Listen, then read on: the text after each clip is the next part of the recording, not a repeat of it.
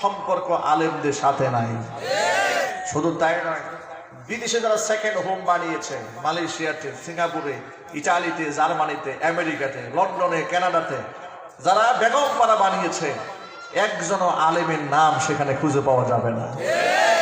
আশ্চর্যের ব্যাপার যে আলেমরা রাষ্ট্রদ্রোহী কোনো কাজের সাথে জড়িত নন, বরং স্বল্প বেতনে চাকরি করে মানুষকে ঈমান শেখান, আমল শেখান, পরকাল বুঝান, হালাল হারাম বুঝান, জান্নাত জাহান্নাম চেনান, আল্লাহর সাথে বান্দাকে সম্পর্ক করতে শেখান, মুরব্বীদেরকে শ্রদ্ধা করতে শেখান, ছোটদেরকে স্নেহ করতে শেখান।